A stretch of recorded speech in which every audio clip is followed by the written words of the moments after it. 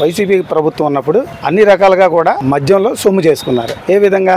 అసలు మీకు digital transactions ఏమైనా జరిగినాయా? జరగలేదు కదా. మొత్తం కూడా డబ్బు ట్రాన్సాక్షన్సే.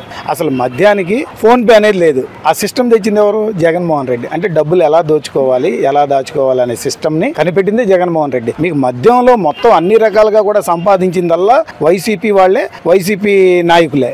అంటే డబ్బులు అంతా ఎక్కడికి వెళ్ళిందండి? మీకు తెలియదు ఏమన్నా సార్, అంతా జగన్మోహన్ రెడ్డి గారి ఇంట్లోకి వెళ్ళి ఆయన అంటే వాళ్ళ పార్టీ వాళ్ళే మొత్తం ముసిగేసి అన్ని వాళ్ళ ప్యాలెస్ కి పంపించడం జరిగింది. వైసీపీ వాళ్ళు అన్నారు మా హయాంలో కుంభకోణం ఏం జరగలేదు, ఇదంతా టీడీపీ హయాంలో జరిగింది, మా మీద నెపన్ని ఆడుతున్నారు, మా మీద తప్పుడు కేసులు పెట్టి అరెస్టులు చేస్తున్నారు, అది ఇదని మాట్లాడుతున్నారు. ఏమంటే తప్పుడు కేసులు పెడతానికి ప్రభుత్వానికి పనేం లేదా అండి? ఇవాళ ప్రజాపాలన నడుస్తుంది. ఎవరైతే తప్పులు చేశారో వాళ్ళందరూ భయపడుతున్నారు. మీరు మధ్య కుంభకోణం చేయబడ్డే కదా ఈ రోజు భయపడుతున్నారు. మిమ్మల్ని అరెస్టులు ఊరికి ఎవరు చేయరు కదండి. తప్పు లేనిదే మంట లేనిదే పొగరాదు కదా. అలాగే మీరు చేసిన తప్పులు మీరు అనుభవిస్తున్నారు. ఈ రోజు డబ్బులన్నీ తీసుకెళ్లి మీ ప్యాలెస్ లో దాచుకొని మీ వాళ్ళని అరెస్ట్ చేయడం అంటే తప్పు చేస్తే అరెస్ట్ చేయడం తప్పండి.